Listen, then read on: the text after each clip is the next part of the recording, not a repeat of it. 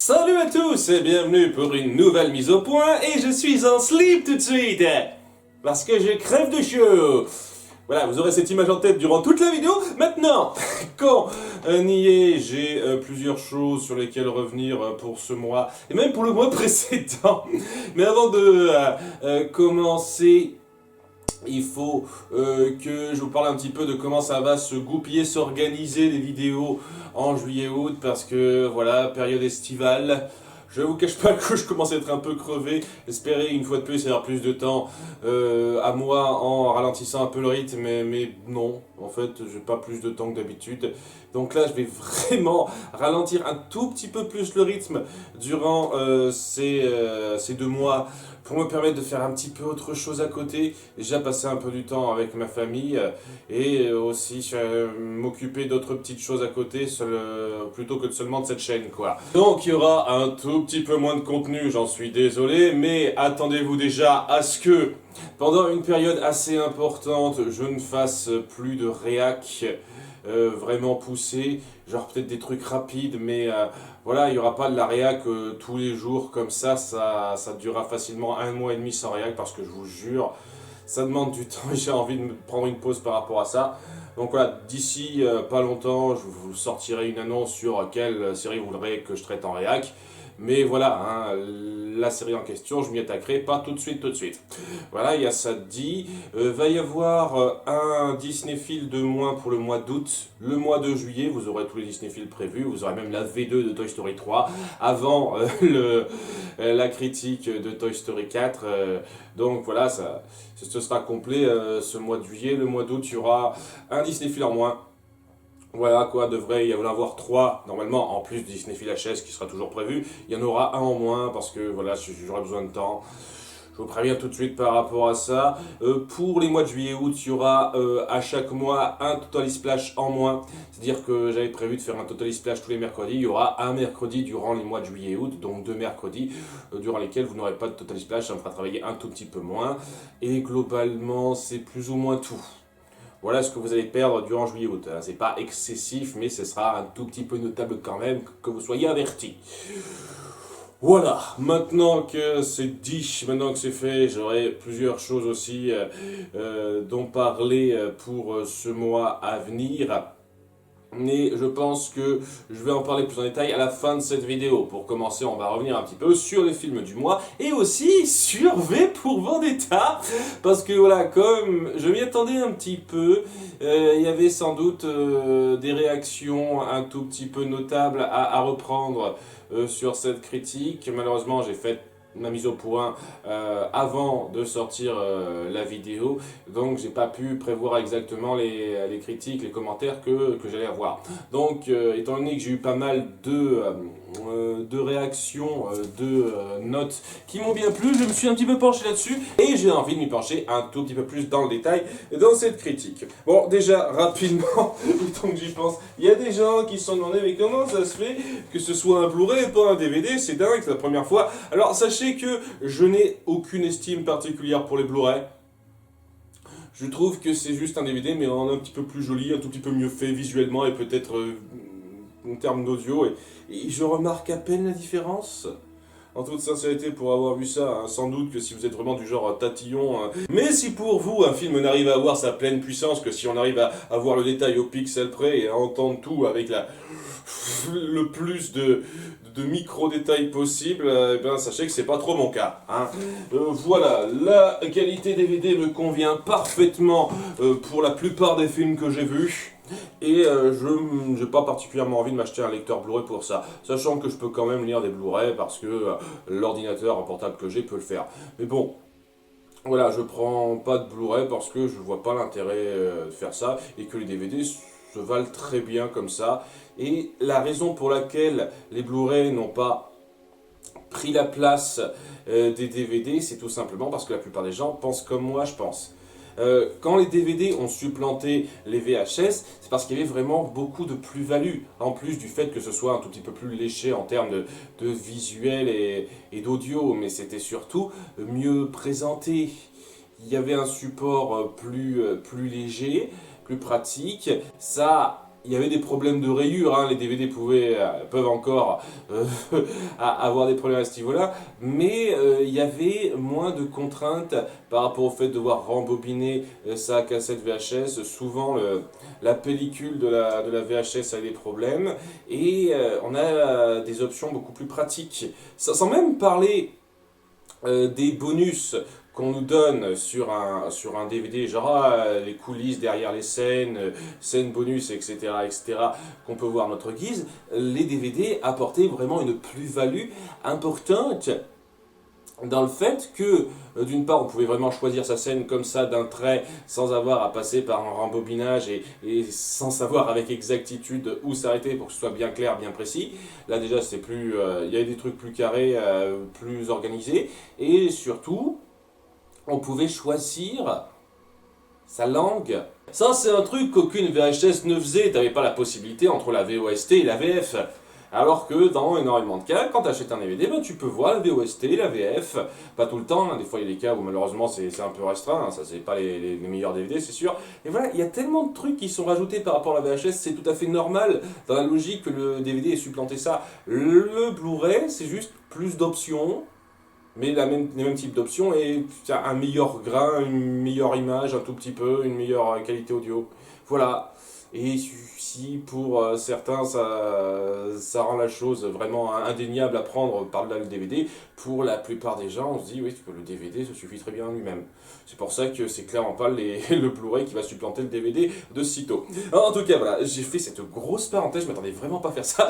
Mais bon, c'est pas grave, hein, cette vidéo sera déjà bien longue. Le truc avec ça, la raison pour laquelle j'ai le DVD, puisque c'est là le truc qui a interpellé le monde, pourquoi j'ai le DVD, le Blu-ray de V pour Vendetta et pas le DVD, et parce que ça coûtait moins cher.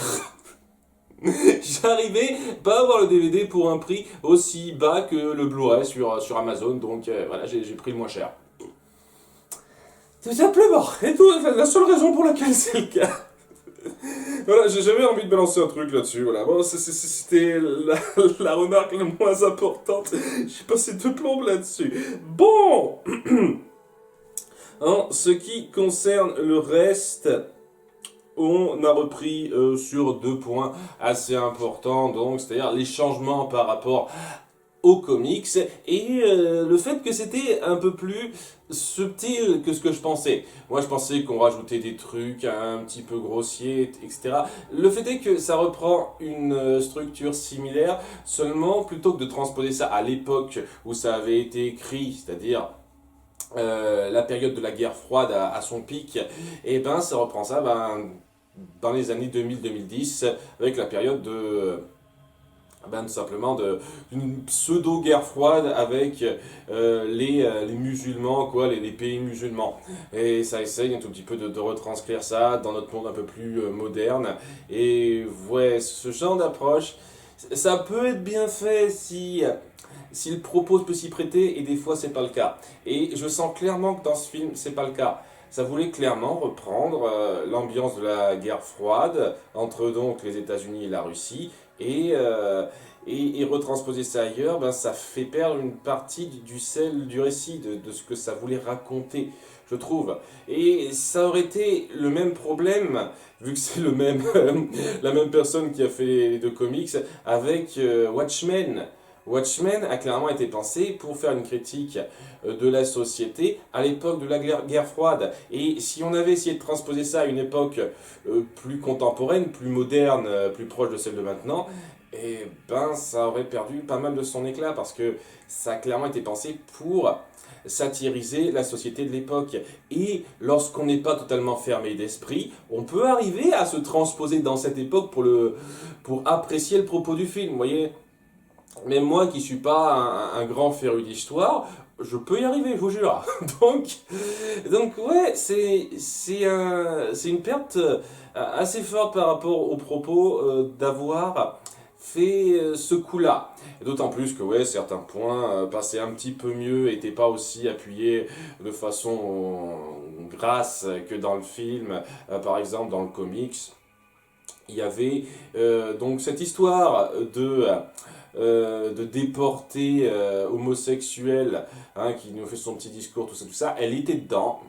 mais c'était pas aussi appuyé. Et disons que dans le contexte du conflit contre la Russie, dans les années 80, c'était un tout petit peu plus mal vu d'être homosexuel. C'était pas quelque chose d'aussi courant et accepté facilement qu'à notre époque. Après ce que j'ai compris dans le comics, et vraiment, hein, c'est pour ça que je suis content d'avoir lu vos commentaires, ça essaie de garder une zone grise assez notable. En dépit du fait qu'on a quand même un gouvernement d'enfoirés, on n'essaye pas non plus de les dépeindre comme les pires maux de la Terre qui ont tout à se reprocher, quoi.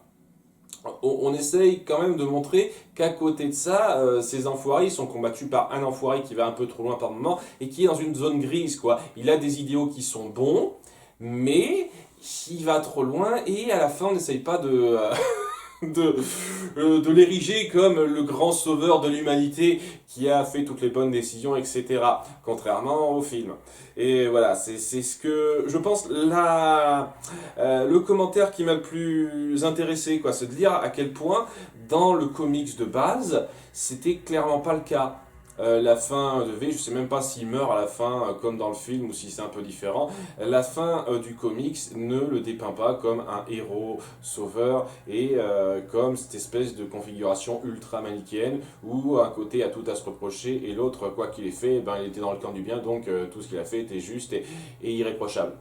C'est clairement ce que me renvoie cette fin, je suis désolé, une fois de plus. Et voilà, beaucoup de fans du comics se plaignent un peu de cette fin aussi. Ils disent que ouais, ça respecte très mal l'esprit du comics, qui était beaucoup plus gris dans sa façon de dépeindre la chose.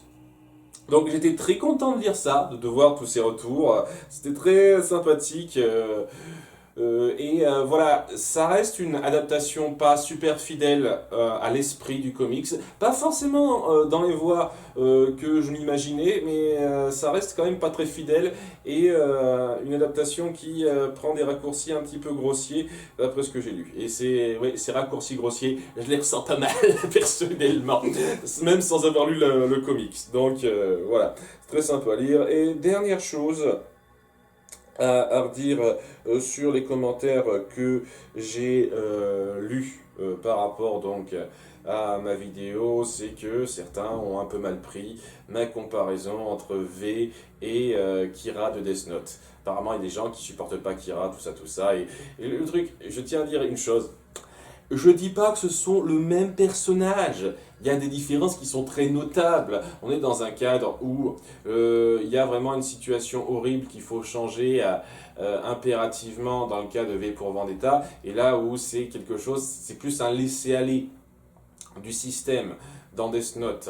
Et ouais, quoi, V est quand même beaucoup plus clair et Kira est plus sombre. Hein, voilà, il tend plus vers le gris clair, V et Kira plus vers le gris sombre, nous sommes d'accord. Mais ça ne veut pas dire qu'il n'y a pas des similitudes qui me parlent personnellement. Dans leur développement, la façon dont c'est montré, je ne dis pas que c'est le même personnage, mais pour moi, il y a des similitudes qui sont assez notables. Et je trouve que dans ses motivations, il y a quelque chose de très réminiscent à celle de V.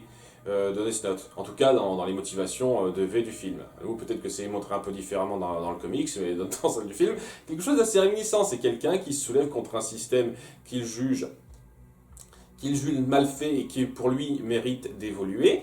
Alors, dans le cas de V, c'est mené par un besoin de vengeance personnelle parce que c'était un des premiers à subir cette situation atroce. Dans le cas donc de Kira, c'est quelqu'un qui ne fait que constater ce qui se passe et qui sent un petit peu un complexe de supériorité. Donc on est d'accord que c'est pas la même mentalité de départ qui les pousse. C'est la plus grande chose différente qu'il y a entre eux, je le conçois parfaitement, hein, et ça je l'accorde totalement, mais leur voix, ce qu'ils essayent de faire, quelque chose d'assez similaire, quoi. On veut changer un système qui marche pas, qui a ses problèmes. Dans le cas de V, c'est-à-dire donc une espèce de totalitarisme religieux qui a besoin d'être changé. Dans le cas de Kira, c'est quelque chose de plus à l'échelle mondiale, c'est-à-dire ce système où la loi, la justice ne peut pas punir tous les bandits parce qu'il y a des restrictions, parce qu'il y a des échappatoires qu'on peut avoir. Et ce genre de choses permet à beaucoup de bandits de s'en tirer impunément et de poursuivre une espèce de cercle vicieux. Tous les deux essayent de se soulever contre ça avec des moyens qu'on leur donne. Donc V, lui, c'est vraiment à partir de la force de ses poignets et de trucs qu'il a fait hors champ. Je sais pas comment il a réussi à avoir tous ces machins hors champ. On dit rapidement qu'il a volé des trucs, mais sans plus. Enfin, lui, en gros, V, c'est un surhomme pour une raison X. On n'explique pas particulièrement. Et Kira, c'est quelqu'un qui a trouvé un cahier. Voilà. Et de leur côté, ils vont partir vers cette espèce de voie qui, pour eux, vise à changer le monde. Et pour ça, ça les dérange pas de casser des œufs. De casser des œufs. Kira, oui, dès lors qu'on vient s'en prendre à lui, si c'est la police, s'il faut se débarrasser d'innocents pour l'aider à s'en sortir et mettre en place son système qui améliorera les choses, il est prêt à le faire. Dans le cas de V, c'est quelqu'un qui est prêt à mettre en place une guérilla, à donner des masques, à mettre en avant ce besoin de révolution à tout le monde, quitte à ce que des innocents meurent dans ce côté très violent, cette insurrection assez violente qu'il met en place. Hein. On met même bien ça en avant dans le petit montage lorsque les gens commencent à avoir les masques qu'il a envoyés. Il y a des choses qui sont similaires, quoi. On veut changer les choses en mieux d'après notre vision, et on est prêt à casser des œufs pour ça, à être dans une zone grise. Elle est plus grise pour Kira que pour V, mais les deux zones sont grises quand même.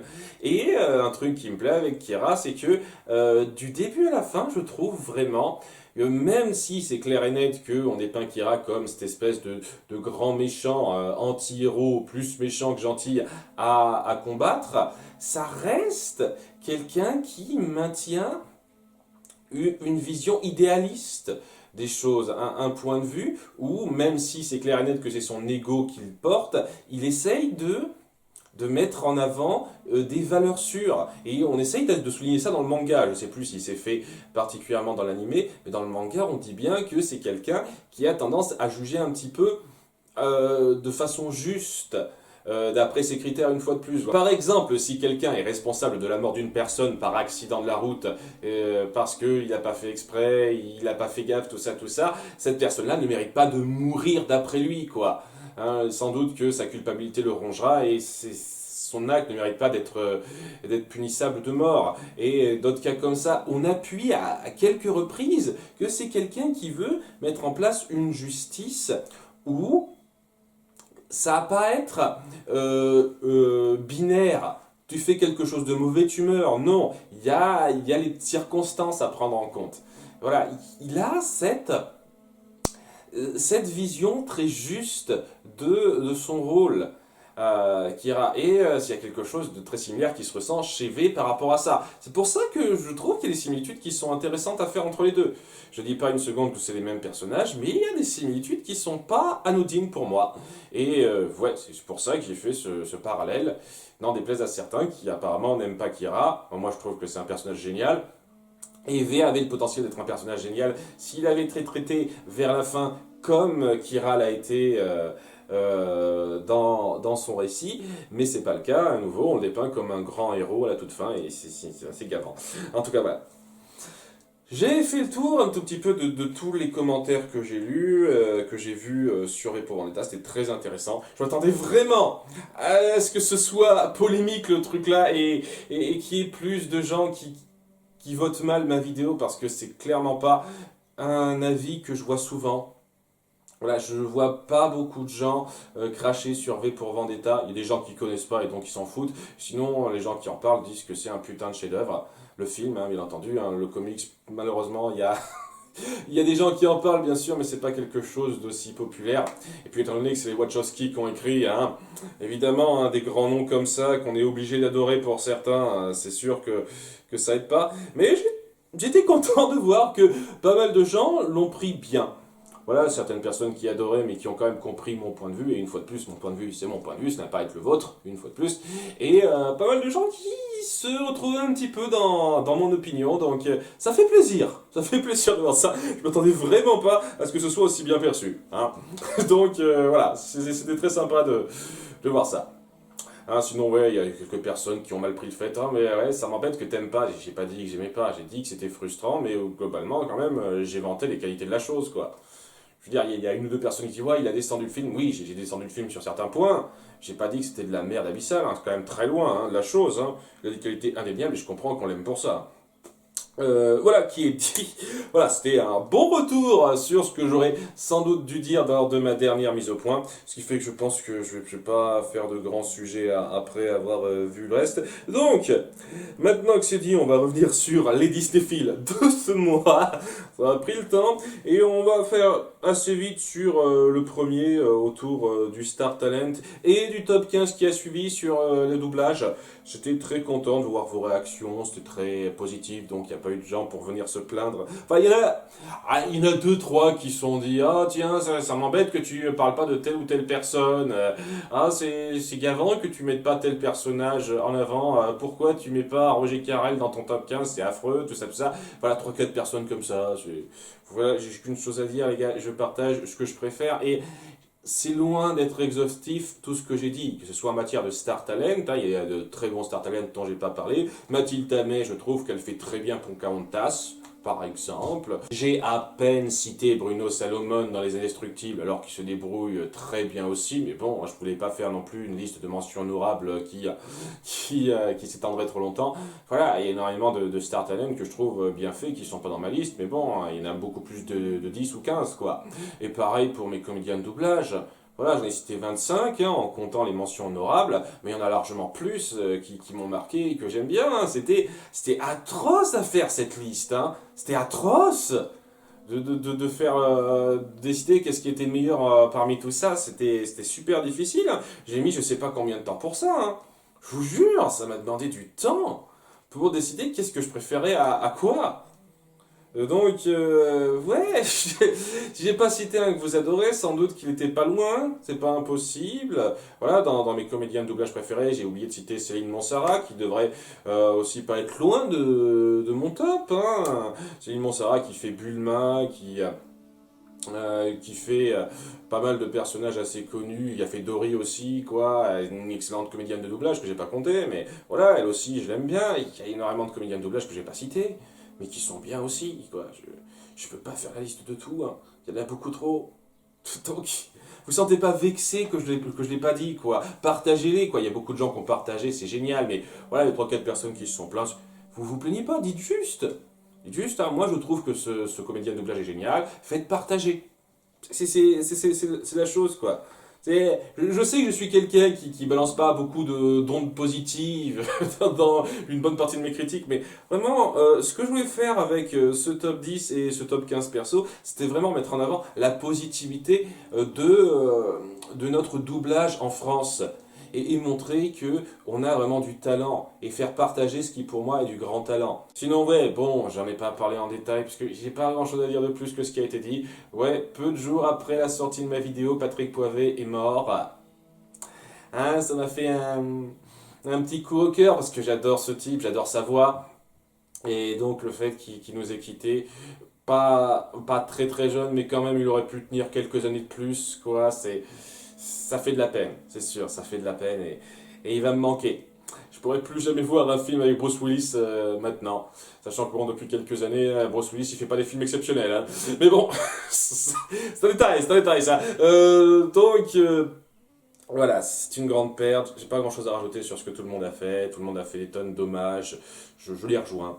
Patrick Poivet, tu vas me manquer. Hein, tout comme ces grands comédiens de doublage, grands comédiens tout court qui nous ont quittés. Tu représentais une bonne partie de mon appréciation des films dans lesquels t'étais. Et ça va être quelque chose d'autre sans toi. Et voilà, j'ai pas grand chose de plus à dire. C'était très sympa de faire cette liste, c'est très sympa de voir vos réactions, les noms que vous avez partagés. Bien, vient ensuite la série Les Trois Caballeros. Alors, quelques petites choses à dire par rapport à certains commentaires que j'ai vus. Alors bon, rapidement, comme c'était une critique positive, il y a peu de gens qui se sont plaints. Ça c'est un truc, hein, à part pour certains films vraiment populaires comme La Reine des Neiges, faut pas s'attendre à ce que les gens viennent se plaindre beaucoup lorsqu'on est positif sur quelque chose. Donc, voilà, hein. C'est bien quand on fait des critiques positives, hein, malheureusement ça arrive pas tout le temps. Sinon je le redis quoi, c'est pas mal, c'est pas transcendant, mais c'est pas mal, ça se regarde, hein, une bonne série humoristique, cartoonesque, avec de l'action bien faite. Faut pas chercher beaucoup plus loin que ça, mais dans le genre ça le fait très bien. En tout cas, ouais, on m'a repris sur deux trois trucs. Déjà, pourquoi j'ai pas fait de top 1 ou de top 3, parce que techniquement cette série est peut-être terminée ou pas, c'est pas sûr encore. À nouveau, si on sort une deuxième saison, j'irai la voir sans problème. Je pense pas que je ferai une critique dessus, je pense avoir tout dit. Sauf si on change de façon un peu drastique la formule qu'il y avait dans la première saison, mais sinon j'ai l'impression d'avoir fait un petit peu le tour de ce qu'il y avait à dire sur cette série, quoi. C'est fun, l'action est cool, l'humour ça va. C'est bon, voilà. À moins qu'on fasse un grand retournement de situation, qu'en termes de scénario ou de ton ça change drastiquement, ça m'étonnerait énormément que j'ai grand chose à rajouter sur cette série. Pourquoi j'ai pas fait de top 1 ou de top 3? Parce que j'ai pas. Il n'y a pas vraiment d'épisode qui soit grandement démarqué pour moi. Il y en a quelques-uns qui sont un petit peu plus faibles. Genre, il y en a que 3-4 que j'ai trouvé un peu plus faibles, comme l'épisode avec les têtes de l'île de Pâques. J'ai pas été super emballé par cet épisode-là. L'épisode avant-dernier et le premier épisode qui m'a gavé pour une raison que j'ai expliquée. Voilà, il y a 3-4 que je trouve un peu plus faiblard que les autres. Les autres, ils se valent à peu près, quoi. Il n'y en a aucun qui se démarque particulièrement. C'est le même ton, ça se répète, ça a une formule, ça emploie bien, voilà. Donc j'ai pas vraiment de top 1 à faire, quoi. J'ai rien qui me vient en tête vraiment particulièrement qui se démarque en termes d'épisodes, personnellement. Alors, vu que j'ai fait un petit commentaire dans ma description sur Don Rosa, comme quoi, ouais, sans doute, ça doit être que les fans de Don Rosa, la PT de Don Rosa, qui ont été intéressés par une série comme ça, et ben il y a pas mal, enfin il y a une ou deux personnes qui ont réagi en disant, ouais, c'est pas vraiment très fidèle à Don Rosa, quoi. Don Rosa, c'est bien mieux, hein, les trois Caballeros. Ok, si vous le dites, j'ai toujours pas suivi, donc si c'est meilleur, je peux bien comprendre, hein, c'est quand même très perfectible comme série. Mais bon, juste un truc par rapport à ça, j'ai l'impression qu'on idéalise un petit peu trop les BD, quoi.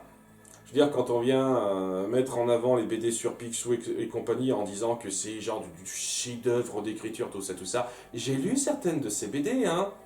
Vraiment. Je trouve que c'est sympa. J'irais clairement pas dire que c'est la plus grande écriture au monde, quoi. Je trouve ça totalement exagéré. Donc, ouais, c'est le petit détail. Hein, mais bon, apparemment, c'est pas super fidèle pour vous, donc c'est pas vraiment une série ultra géniale pour les fans de Don Rosa, je m'excuse pour ça.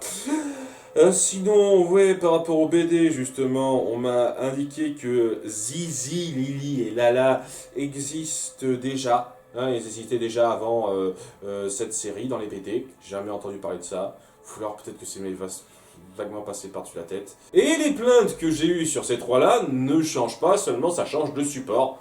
Voilà, quoi, c'est pas la série Les Trois Caballeros que je critique pour ça, c'est la BD qui a introduit ces personnages. Parce que c'est clairement Riri, Fifi et Loulou bis, quoi. Et c'est complètement con. Vous pouvez même pas faire comme dans Gravity Falls, me balancer l'excuse. Ah mais tu sais, deux familles, les jumeaux, les triplés, ça se répète, ça a tendance à venir plus fréquemment. Parce que c'est pas la même famille, quoi. Ce sont les nièces de Daisy. Daisy n'est pas de la même famille que Donald, d'après ce que j'en sais. Ou alors c'est une relation incestueuse. C'est encore plus discutable que ce que je pensais alors avec ça. Enfin, je sais pas trop, c'est pas le détail. Le truc c'est que je pense que beaucoup de gens ont été d'accord avec moi sur le fait que leur relation entre Daisy et Donald n'était pas super. En tout cas, ouais, le fait de balancer quoi un équivalent féminin à Riri, Fifi et Loulou, c'est facile et grossier. Hein, donc voilà, c'est pas la série Les Trois Caballeros qui en est responsable, elle a juste repris les personnages qui existaient déjà, mais vous voyez, c'est la BD qui a balancé ces trois personnages, et c'est une idée stupide.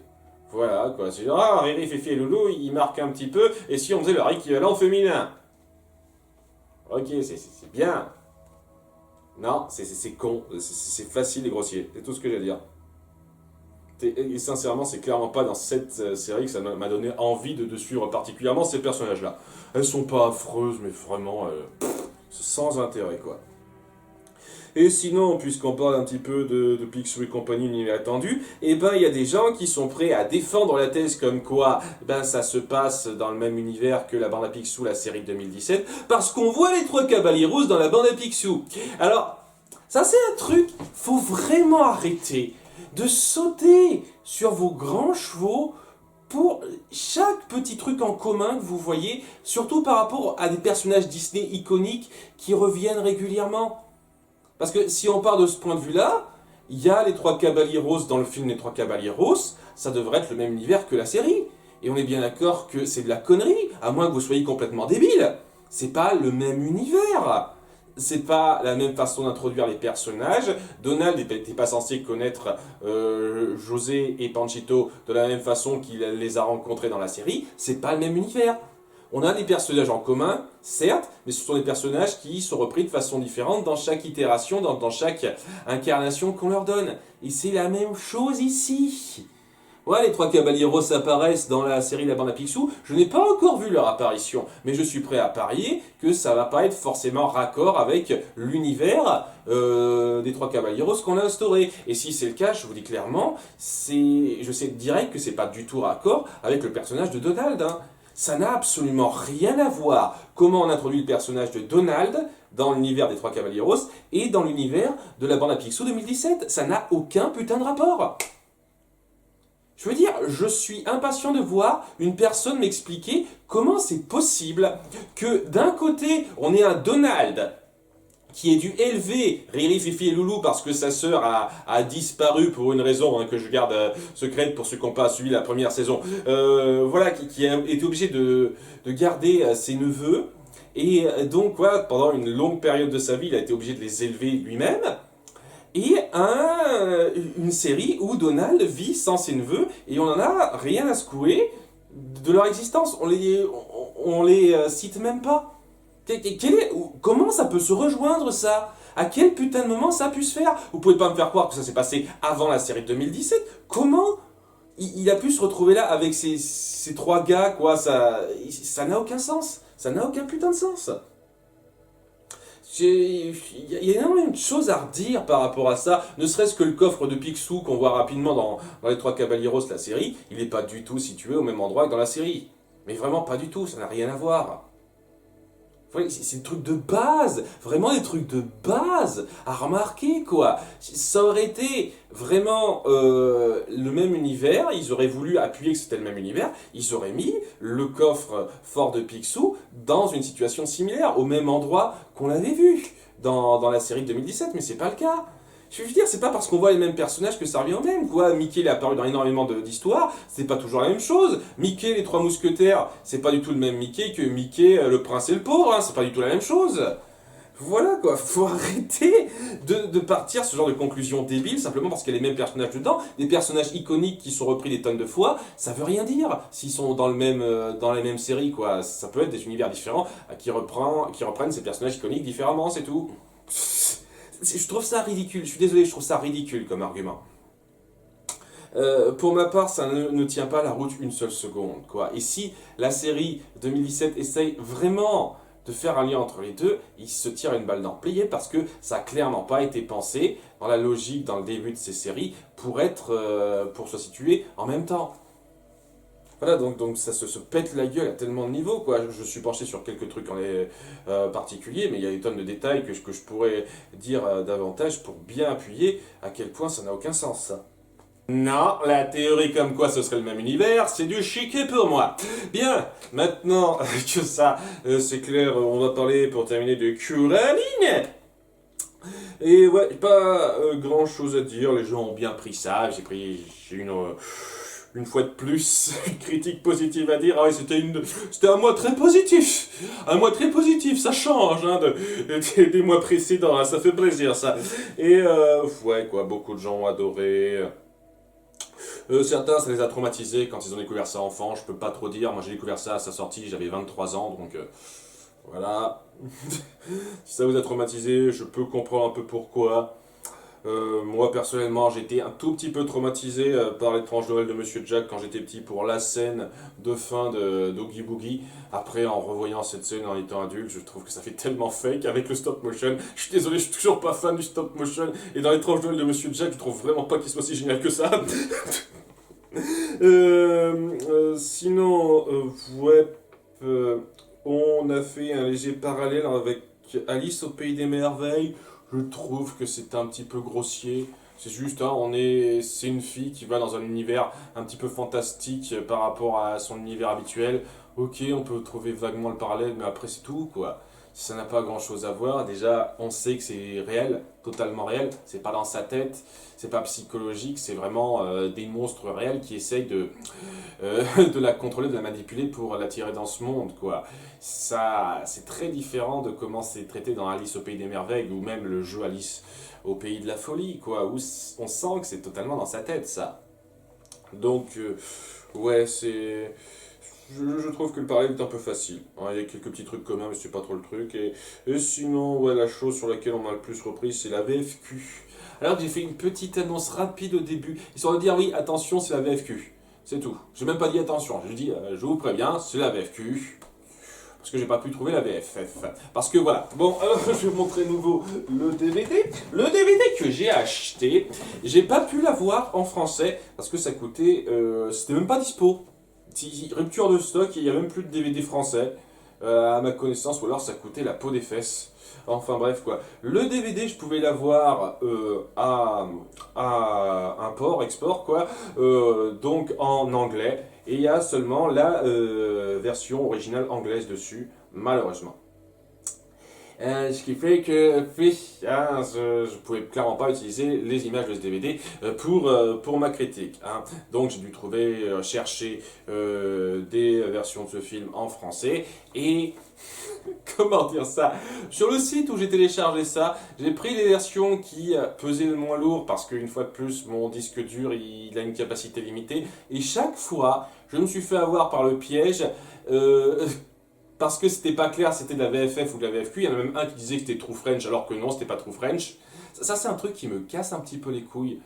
Genre, sur certains sites où on vous dit, tiens, c'est la version True French VFF, et que, en fin de compte, non. C'est la VFQ, de façon super claire, quoi. C'est cette espèce de publicité mensongère. Dites-le que c'est la VFQ, bande de connards, merde.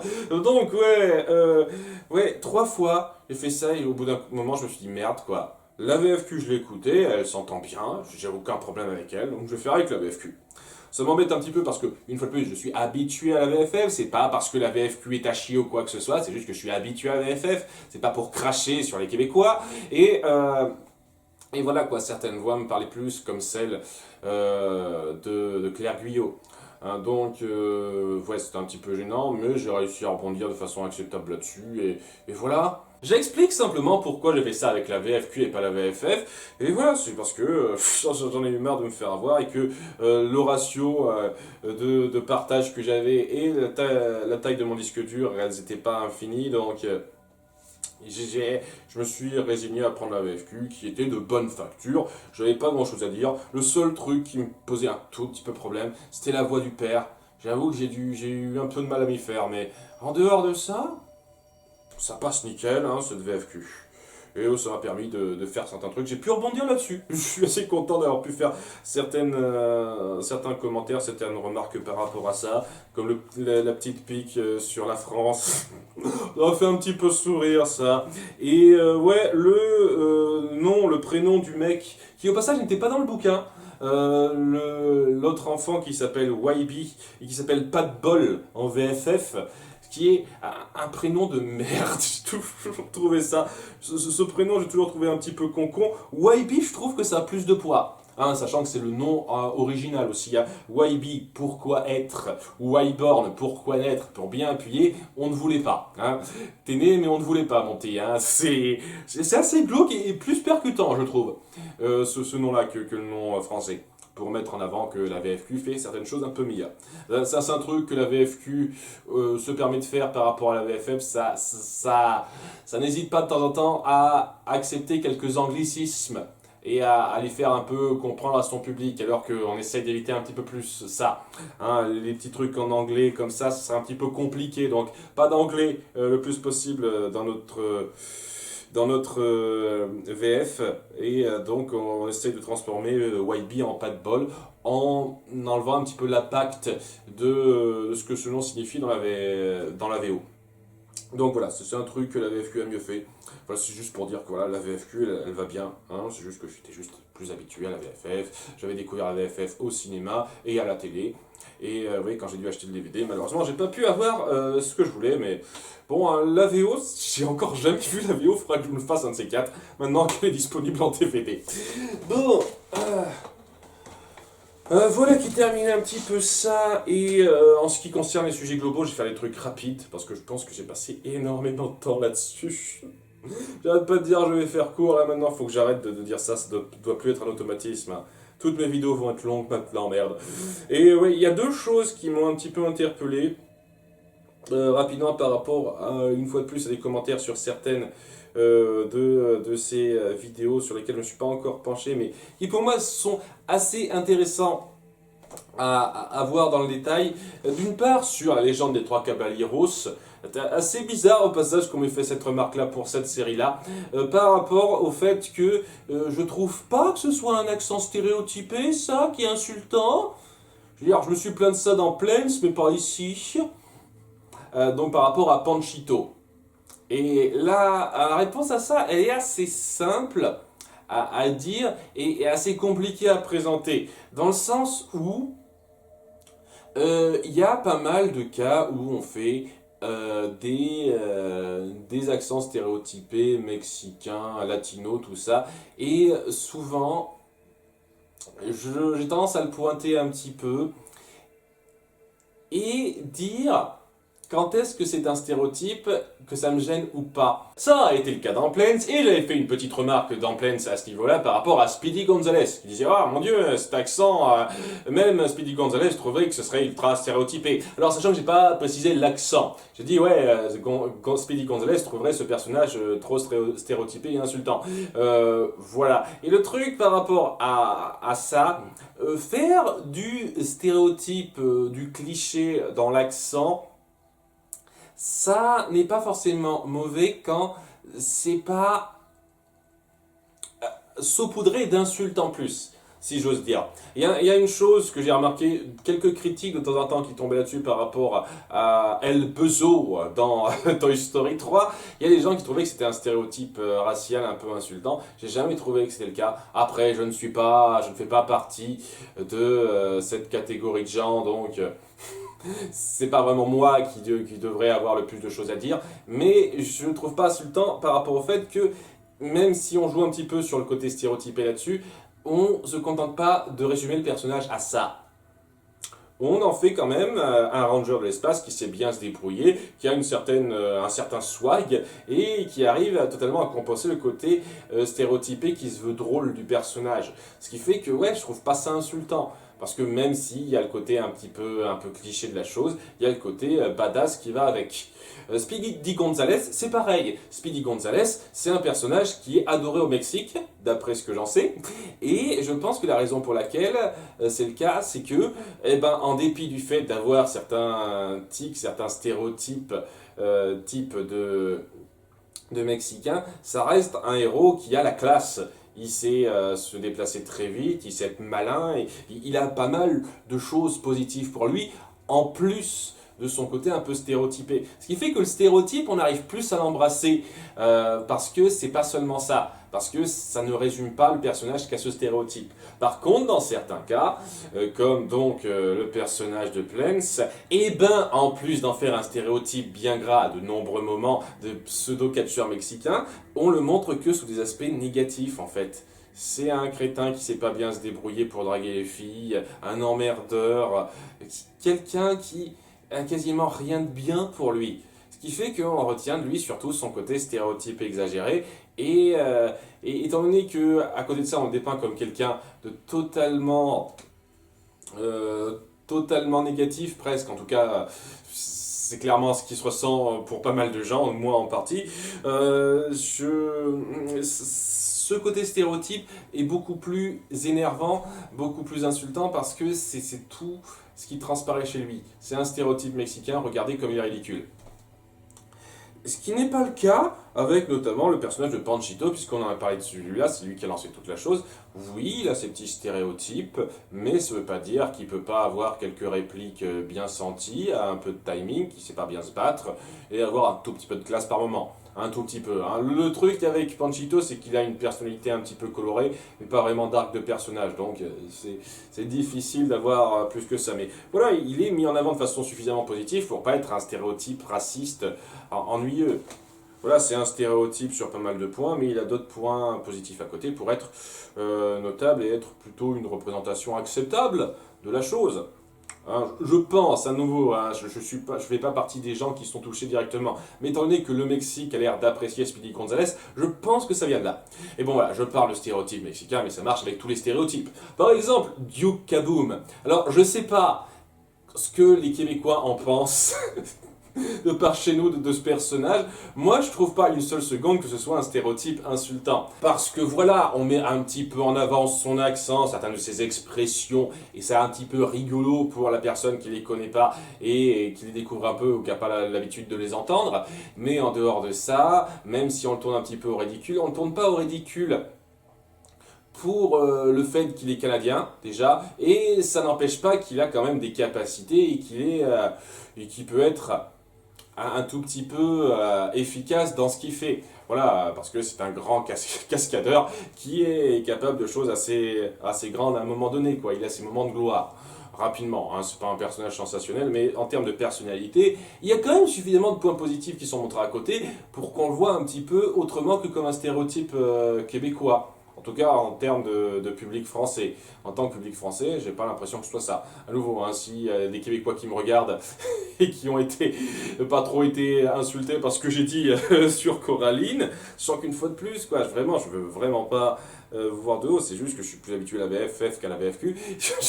Voilà, s'il y a des gens québécois qui me regardent, qu'ils n'hésitent pas à donner leurs impressions sur le personnage. D'ailleurs, qu'est-ce que ça donne dans votre version, le personnage de Duke? J'aimerais bien voir ça. Tiens, comment il est montré dans la VFQ celui-là? Parce que moi j'ai seulement vu la VFF, par contre, de Toy Story 4. Bon, voilà, c'est juste pour donner ces quelques exemples. Voilà, un stéréotype, ça peut passer acceptablement, même de façon assez agréable, si c'est pas seulement la chose qui se retient chez lui en fait. Si c'est pas juste à regarder ce gros stéréotype bien gras qu'on nous montre, est-ce que c'est pas marrant comme il est ridicule, si ça va plus loin que ça. Et c'est le cas avec énormément de personnages qui sont un peu stéréotypés dans le genre, mais qui vont un peu au-delà de la chose. C'est pour ça que j'arrive à apprécier tous ces personnages-là et que je vais pas crier au stéréotype racial insultant pour Speedy Gonzalez, pour Panchito et d'autres, et plein d'autres. Mais des fois, malheureusement, ça sera juste ça, et ça, ce sera un gros stéréotype racial ennuyeux. Voilà. J'espère avoir bien fait cette distinction pour que vous compreniez bien ce qui, pour moi, est du stéréotype insultant et ce qui ne l'est pas dans le futur, quand ça arrivera, si ça arrive. Voilà, donc voilà qui conclut un petit peu cette vidéo. Et la dernière chose qui reste à dire, c'est l'annonce de la FAQ. Normalement, vous avez dû voir ça dans le titre de la vidéo, donc vous devez être aux aguets. Hein, il va nous parler de la FAQ. Parce que voilà, ce mois de juillet, vous n'aurez pas de tier list. Et ça attendra le mois d'août. Et à la place, vous aurez une FAQ. Ça fait 2 ans que je vous fais poireauter cette FAQ. Il faut quand même vous la lancer, ce serait pas mal. Donc voilà, la 3e FAQ de la chaîne que je vous donne. Et ça va être comme les 2 autres fois, pour ceux qui ne se souviennent pas, je précise rapidement. En commentaire de cette vidéo, vous mettez un hashtag FAQ et vous posez une question. Alors évitez les questions trop longues ou en 50 parties, parce que je ne répondrai pas à tout. Faites une série de questions courtes. Vous pouvez poser plusieurs questions à la fois, mais des questions courtes. Non, parce que à ce moment-là, on m'a déjà fait le coup avant, quoi, où on me posait une trentaine de questions dans un commentaire, et merde, quoi, hein, je réponds pas à toutes, c'est sûr.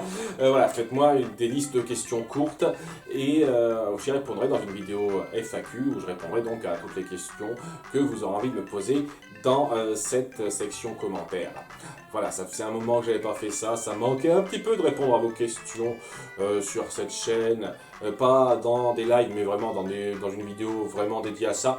Et donc je suis assez impatient de voir ça. J'espère que vous serez nombreux à participer. J'ai pas grand chose à dire, hein. Une FAQ c'est très rapide à présenter. Je vous dis à bientôt pour de futures vidéos. Soyez avertis qu'il y aura donc un petit peu moins de vidéos sur cette chaîne durant les mois de juillet et août. Donc voilà, que vous ne soyez pas surpris. Et au revoir!